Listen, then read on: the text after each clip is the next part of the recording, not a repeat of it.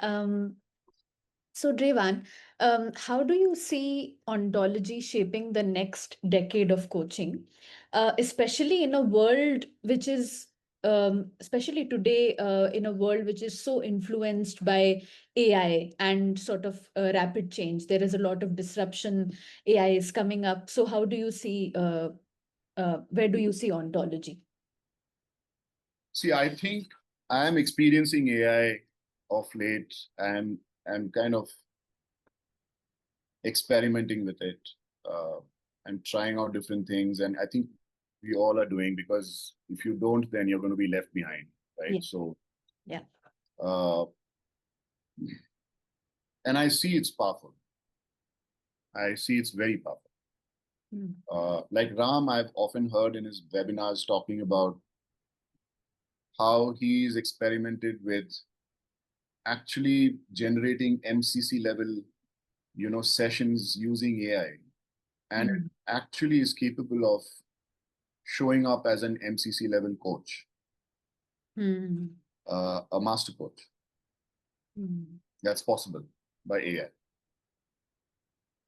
But I still think there are some things that AI can't do.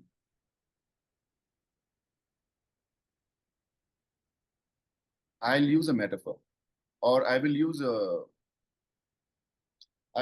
a example of a real life incident that has happened Mm. in the mid 2000s somewhere. I I think I came to Bangalore, and just around that time it happened. In my military service, when I came to Bangalore, I remember seeing that there was this aircraft which went and landed in the Hudson River. Uh, it took off from New York, the main airport, I think LaGuardia Airport. It took off from there.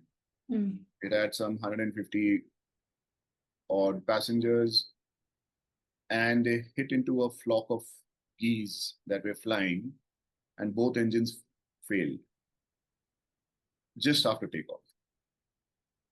And I think in the next 3 or 4 minutes, the aircraft landed safely in the freezing waters of the Hudson River, which was flowing next to a little away, in the Mm. middle of Manhattan. You know, uh, Yeah. I think if you see that movie, I'm forgetting the name of the movie, but I remember the name of the pilot. It is Captain Sully. Okay. Sully Sullenberg. Sully Sullenberg is his name, if I remember the name right. He asked for an emergency landing back in the airport, in the same airport from where he took off from the runway. They offered that runway to him to land, but very soon, within a fraction of a second, he decided that he can't land there. Then he asked for another runway, which was a little away, a few miles away, and he thought maybe he can make it to that runway, but he very soon decided they made that runway also available to him, but very soon he decided he can't land there either. The aircraft will not, because he doesn't have both the engines. Now the aircraft has to glide towards that runway and land in that runway, and both the runways he decided will not be feasible for him to take the aircraft to. And maybe within a minute of the incident happening, I think Mm. he took a decision that he will land in the middle of the river, risking the lives of all the people on board, never Mm. having got done before. It's not standard operating procedure. Mm. Yeah. It is not going by the rules. It's breaking the rules. Mm. And he lands. And that's one of those famous incidents where not a single passenger died. Wow.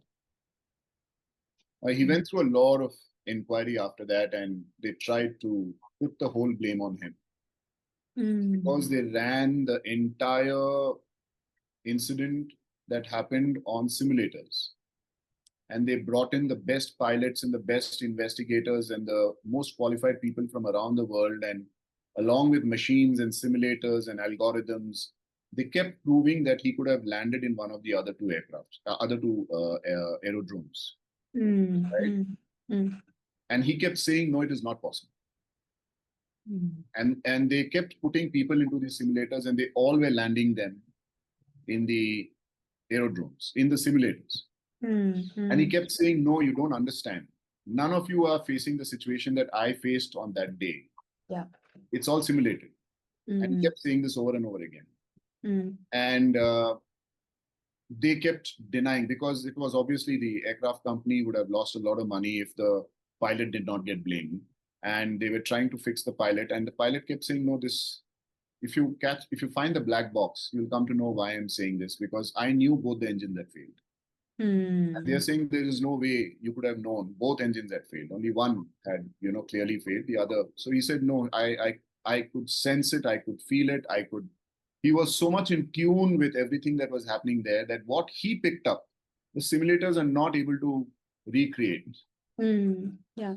And none of those pilots were able to, who were attempting it on his behalf in the simulator and trying to prove that he could have landed in the aerodrome. Eventually, the case got resolved, and what he said was true. And what nobody could have perceived, and the sounds that he heard about the engine, and how it wound down when it got hit, and all those little nuances. His 42 years of experience, I think he had some 40 plus years of experience of flying, and it's all of that comes into play. I think when we are coaching, that element cannot be replicated by AI. Yeah. AI can, it can outthink us, it can outcalculate us, it can outpredict us, it can outperform us. It can do all of that. But when it comes to these kind of situations where only a human being, because of their lived experience, I think that is what makes the difference. Yeah. It's experience and being human.